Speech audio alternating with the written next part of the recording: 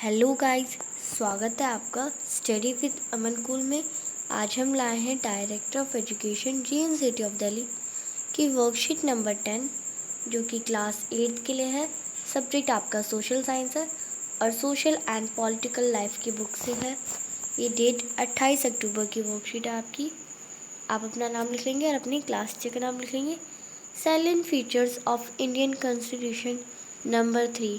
हमने कुछ फीचर्स पढ़े, की फीचर्स पढ़े, तो ये की फीचर्स नंबर 3 है या सैलेंट फीचर नंबर 3 है। तो नंबर 3 में अब हम फंडामेंटल राइट्स के बारे में पढ़ेंगे। तो फंडामेंटल राइट्स के बारे में पढ़ने से पहले आप मेरे चैनल को सब्सक्राइब करें। अगर आपको ये वीडियो अच्छी लगी तो मुझे कमेंट सेक्शन में बताएं और वीडियो को लाइक करें। तो देखते हैं हम civil rights for enshrined in the Constitution in order to avoid the misuse of power state in independent India called fundamental rights। मुझे जो हमारे सिविल राइट्स होते हैं कॉन्स्टिट्यूशन के, जिन्हें मिसयूज़ करना या जो हमें जो गवर्नमेंट को पावर मिलती है उसका मिसयूज़ करना या ऑर्डर को अवॉइड करना स्टेट में या किसी भी जगह इंडिपेंडेंट इंडिया में ये सिर्फ उसे फंडामेंटल राइट्स कहते हैं। The Constitution protect the right of individual before the state and other। हमारा जो कॉन्स्टिट्यूशन है वो सबको प्रोटेक्ट करता है, सबको राइट देता है, हर एक इंडिविजुअल को, हर एक इंसान को, क्योंकि जो हमारा स्टेट है, अदर्स हैं। Apart from this, a section of the Constitution also incorporate the directive principle of policy so share economic reform can be brought in the state. जो हमारा कॉन्स्टिट्यूशन का एक सेक्शन है वो इनकॉर्पोरेट कर सकता है डायरेक्टेड प्रिंसिपल ऑफ पॉलिसी को, इकोनॉमिक को, और उसे दोबारा भी बना सकते हैं या स्टेट उसे अपना कर सकता है। तो यहाँ पे आपको types of fundamental rights in India. अब फंडामेंटल राइट्स इंडिया में कितने प्रकार के हैं? तो वो 6 प्रकार के होते हैं। Right to equality, right to freedom, right against explanation, right to freedom of religion, cultural and educational right, and right to constitutional limits। तो इनके बारे में डिटेल में पढ़ते हैं। फंडामेंटल राइट्स, इनकी मीनिंग। फर्स्ट है हमारा राइट टू इक्वालिटी, यानी समानता का अधिकार। हिंदी में कहें तो समानता का अधिकार। All peoples are equal in the eyes of law, यानी कानून के नज़र में, कानून की आंखों के सामने सभी पीपल हैं जो इक्वल है। It means no citizen can be discriminated against on the basis of religion, caste और सेक्स, यानी कोई भी इंसान, मतलब उसकी जो कास्ट है, उसकी जाति है, धर्म है, उसके आधार पर उससे का भेदभाव नहीं होना चाहिए, वो समान है। अगर हम हिंदू धर्म के हैं, कोई मुस्लिम धर्म का है, ऐसे वो सब समान है। तो ये हमारा फर्स्ट लॉ है, फर्स्ट राइट है। तो फर्स्ट राइट में हमें ये बताया जाता है। सेकंड राइट देखते हैं हम। सेकंड है हमारा राइट टू फ्रीडम, यानी आज़ादी का राइट है हमें, हम कहीं भी जा सकते हैं। This include the right to freedom of speech and expression. ये जो राइट टू फ्रीडम है ये हमें भाषण का, बोलने का अधिकार देता है, एक्सप्रेशन करने का, यानी कहीं भी डांस कर सकते हैं, कहीं भी गा सकते हैं, उसका अधिकार देता है। The right to form association, the right to move freely and decide in any part of the country. ये हमें संगठन या एसोसिएशन यानी ग्रुप में बात करना, ग्रुप में बनाना का अधिकार देता है। ये हमें कहीं भी जाना है, कहीं भी इंडिया के, कहीं हम जिस देश में रह रहे हैं उस कंट्री में कहीं भी जाने का अधिकार देता है। And the right to practise any profession, occupation, business, और राइट देता है कि हम कोई भी अपना प्रोफेशन कर सकते हैं या कोई बिजनेस कर सकते हैं। थर्ड है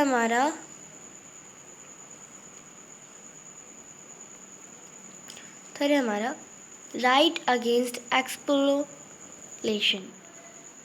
राइट अगेंस्ट एक्सप्लोरेशन में होता है it includes crime of human trafficking and the crime of employing children under 14 years of age. तो इसमें होता है जो क्राइम होता है ह्यूमन ट्रैफिकिंग का, या ह्यूमन ट्रैफिकिंग या चाइल्ड ट्रैफिकिंग आप ले सकते हैं। लेबर होता है, चाइल्ड लेबर होता है, बाल मजदूरी कहते हैं हिंदी में, जो हमें 14 वर्ष से 14 ईयर्स के जो बच्चे होते हैं उससे न नीचे या 14 इयर्स तक के बच्चों को काम करने का मतलब कोई मजदूरी करवा रहा है कि जैसे कोई काम करवा रहा है वो मना होता है। ऐसे ही अगर 14 से ऊपर के हैं तो वो कर सकते हैं काम, पर 14 से नीचे के नहीं कर सकते। ये क्राइम होता है। अगर हम किसी 14 वर्ष के बच्चे के नीचे से 14 से नीचे के या 14 साल के बच्चे से काम करवाते हैं तो ये हमारा राइट अगेंस्ट एक्सप्लोइटेशन राइट है हमारा, हम नहीं करवा सकते हैं। अगर करवाएंगे तो हमें क्राइम होगा, हमें जेल हो सकती है। फोर्थ है आपका right to freedom of religion.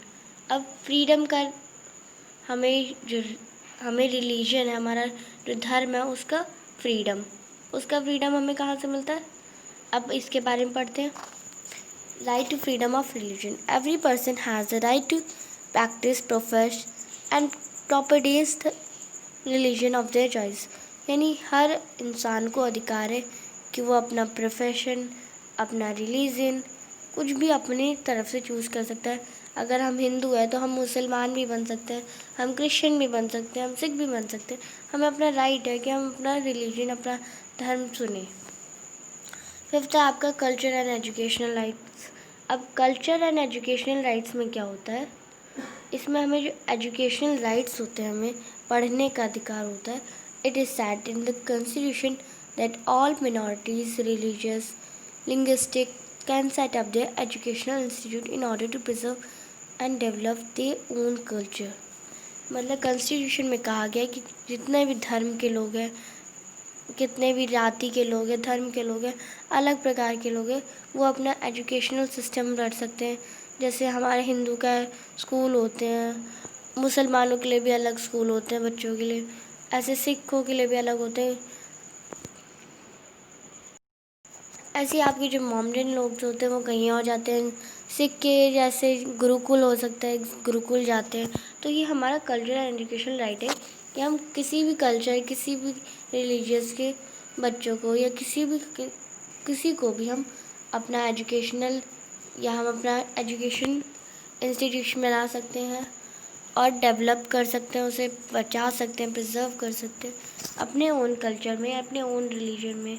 अब है आपका राइट टू कॉन्स्टिट्यूशनल रिमेट्स। अब ये जो आपकी 5 राइट्स थे उसका ही हमारा जो राइट टू कॉन्स्टिट्यूशनल रिमेट्स में होता है। According to this, citizen have the freedom to go to court in case of violation of fundamental rights. अब इसमें क्या होता है, जो आपके 5 राइट्स थे, अगर इनमें कोई भी प्रॉब्लम होती है कि आपको कोई समानता नहीं दे रहा, कोई फ्रीडम नहीं दे रहा, या कोई आपको जो आप 14 ईयर्स से कम है उससे काम करवा रहा है, या आपको रिलीजन का राइट नहीं दे रहा, एजुकेशनल राइट नहीं दे रहा, तो इन सब के लिए शिकायत आप कर सकते हैं कोर्ट में जाके। अगर ये होता है हमारा राइट टू कॉन्स्टिट्यूशनल रिमेट्स में।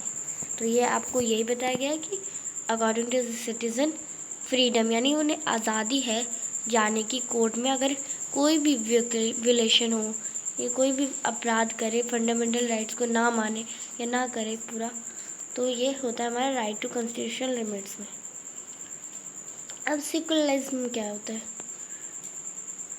सेकुलरिज्म होता है, secular means that the state should not promote any one religion as a state religion, that is all religion are equal for the state in is a secular state. अब कोई भी state है, कोई भी हमारा आप राज्य लिख सकते हैं या आप कंट्री लिख सकते हैं, तो हमारा कोई भी स्टेट है, ये कंट्री है, वो कोई एक रिलीजन को, हमारा रिलीजन है यानी धर्म है, वो उसे बता नहीं सकता कि ये स्टेट का ये, जैसे हम दिल्ली का बोल नहीं सकते कि दिल्ली के लोग अंग्रेज़ हैं या दिल्ली के लोग हिंदू हैं, हम ये नहीं बोल सकते क्योंकि इसमें हर प्रकार के लोग रहते हैं। इसमें हिंदू भी रहते हैं, मुसलमान भी रहते हैं, सिख भी रहते हैं, ईसाई भी रहते हैं, ऐसे हर प्रकार के, हर धर्म के लोग रहते हैं।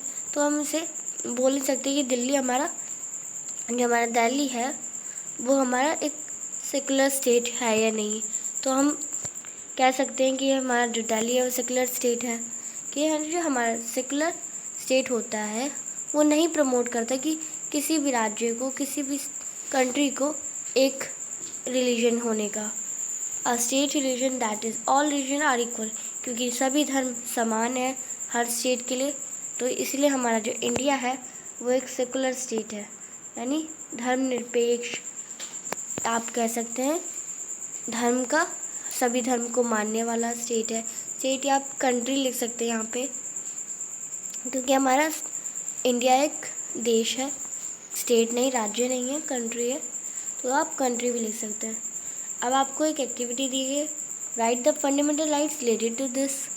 अब इन जो भी एक्टिविटी दिए गए हैं आपको, उनके जो राइट्स रिलेटेड है वो आपको लिखना है। तो आपको यहाँ पे लिखना है, आप देखते हैं हम, reading, playing, eating and eating bye me with my friends. तो ये कौन सा आता है आपका, कौन सा फंडामेंटल राइट है? हम लिख सकते हैं, पढ़ सकते हैं, खेल सकते हैं, अपने फ्रेंड्स के साथ खेल सकते हैं। तो ये राइट टू इक्वालिटी है। तो मैं आपको पहले बोल देती हूँ, फिर आप लिखेंगे अच्छे से। राइट टू इक्वालिटी लिख लेंगे इसमें। I can live in any state of the country. तो ये कौन सा हो गया? राइट टू फ्रीडम हो गया आपका। तो राइट टू फ्रीडम आप लिख लेंगे इसमें। सेकेंड है, थर्ड है आपका, I am less than 14 years, no one can get me a wage. यानी कोई भी मेरे से काम नहीं करवा सकता। तो वो हो गया राइट अगेंस्ट एक्सप्लेनेशन में। फोर्थ है आपका, I am free to follow my religion and propagate. तो ये आपके आ गया right to freedom of religion, क्योंकि इसमें भी आपका बताया गया कि right to practise, profess and propagate. I have the right to protect and popularise my culture. तो ये कल्चर एंड एजुकेशनल राइट में आएगा आपका। तो आप इसे लिख लेंगे, मैं आपको लिखवा देती हूँ। तो आप फर्स्ट में राइट टू इक्वालिटी, सेकेंड में राइट टू फ्रीडम, थर्ड में राइट अगेंस्ट एक्सप्लेनेशन, फोर्थ में right to freedom of religion and fifth में कल्चर एंड एजुकेशनल राइट लिख लेंगे। तो ये आपका फिफ्थ तक थे। तब आपकी क्वेश्चंस की टर्न है। फर्स्ट क्वेश्चन है आपका, what is fundamental right. First question पे जाने से पहले या इसका आंसर करने से पहले आप मेरे क्वेश्चन का आंसर बताएंगे कमेंट सेक्शन में। तो आप अभी जाके लिखें कि अगर आपको एक फंडामेंटल राइट बताना है, कि मैं आपको क्वेश्चन बोलती, जैसे आपको ये एक्टिविटी दी गई थी, आपको वैसी मैं भी एक क्वेश्चन दे रही हूँ जिसमें आपको लिखना है अपने आप से, आपको कौन सा राइट लगा है कि मैं कहीं भी जाके मार्केट में कहीं भी कुछ भी बेच सकती हूँ, कहीं भी कुछ लगा सकती हूँ, किसी भी मार्केट में। तो ये कौन सा राइट आएगा आपके लिए, आपको कौन सा राइट लगता है? तो मैंने आपको ये समझाया भी था अच्छे से, ये कौन से राइट्स हैं। तो आपको ये कौन सा राइट लगता है? अगर आपको नहीं समझ आया तो आप मुझे कमेंट सेक्शन में पूछिएगा, और अगर आ गया समझ या आपको इसका आंसर पता है तो आप कमेंट सेक्शन में लिखिएगा। तो अभी जाके लिखिए, फिर आप क्वेश्चंस करिए, फिर अब हम करते हैं question answer. What is fundamental right. तो फंडामेंटल राइट क्या होता है? What is fundamental rights? Those rights which are given to the citizen by the constitution and are protected by law or judiciary are called fundamental rights. No government or political party can seize them under normal circumstance. अब वो rights जो हमें citizen को constitution के according protect करते हैं या law के अकॉर्डिंग प्रोटेक्ट करते हैं, हमें न्याय दिलवाते हैं, वही हम फंडामेंटल राइट्स कहते हैं। कोई भी पॉलिटिकल पार्टी इसके अंडर हमें नहीं कुछ कर सकती है। क्वेश्चन नंबर सेकेंड है हमारा, which fundamental rights are granted to the Indian constitution. अब कौन से फंडामेंटल राइट्स हैं जो इंडियन कॉन्स्टिट्यूशन में है? Right to equality, right to freedom, right against explanation, right to religious freedom, right to freedom of religious लिख लेंगे आप इसका, right to freedom of religion. जो आपकी वर्कशीट में आया आप वैसे ही लिखेंगे, कल्चर एंड एजुकेशन राइट और right to constitution limits. Third देखते हैं हम। तो आप अपनी वर्कशीट से क्वेश्चन मैच भी कर लेगा। Why is our country called secular. अब हमारी कंट्री को सेकुलर क्यों कहेंगे? क्योंकि आपको वर्कशीट में दिया गया था कि India is a secular state. Our country is also called secular because our country does not promote any one religion as a state religion. That is, all religion are the same for our country. यानी हमारी country को एक secular state क्यों कहा गया? क्योंकि हमारी country ने किसी भी रिलीजन को प्रमोट नहीं करा कि यही हमारा भारत का रिलीजन है। जैसे सब कहते हैं कि हिंदू को लीड कर रखा है, पर किसी को नहीं कर रखा, सब बराबर है। All religion are same for our country, हमारी कंट्री के लिए सब बराबर है।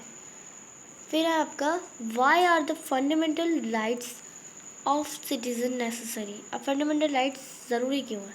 Fundamental rights are necessary for all citizen because fundamental right protect citizen and prevent the state from exercising arbitrary powers. In this way, the Constitution assures the citizen of protecting the rights of other people as well as giving them protection against the state. तो fundamental rights हमारे लिए necessary इसलिए हैं क्योंकि fundamental rights हमें protect करते हैं, prevent करते हैं स्टेट को, या स्टेट में कोई गलत कर रहा है तो हमें उससे प्रिवेंट करते हैं, हमारी आर्बिट्री पावर्स को स्ट्रॉन्ग करते हैं, और कॉन्स्टिट्यूशन हमें एश्योर कराता है कि सिटीजन को प्रोटेक्ट करेगा, उसके राइट को अदर पीपल्स को या सभी को इसके अगेंस्ट नहीं होने देगा, स्टेट के अगेंस्ट नहीं होने देगा। तो ये आपका 4th क्वेश्चन का आंसर था। तो आपकी आज की वर्कशीट कंप्लीट होती है। तो जो मैंने आपसे क्वेश्चन पूछा है तो आप उसका आंसर ज़रूर देना, या आपको नहीं आता तो आप मुझसे पूछेगा। जो आपकी फर्स्ट वर्कशीट थी इंग्लिश की वर्कशीट नंबर 10 वो भी मेरे चैनल पे अपलोड है। तो आपको अगर उसका क्वेश्चन का आंसर जो मैंने आपसे पूछा वो आपको, तो आप वीडियो को 1-2 बार देखेंगे तो आपको समझ आ जाएगा, और आपको नहीं आता तो आप मुझसे कुछ कमेंट सेक्शन में पूछिएगा एंड मुझे फीडबैक दीजिएगा कि ये वीडियो आपको कैसी लगी, क्योंकि आपको फीडबैक देने से हमें मोटिवेशन बढ़ता है वीडियो बनाने का कि बच्चों को अच्छी लग रही है वीडियो या नहीं लग रही। तो आप लाइक करें मेरे चैनल को, सब्सक्राइब करें and thanks for watching my video. Bye bye guys.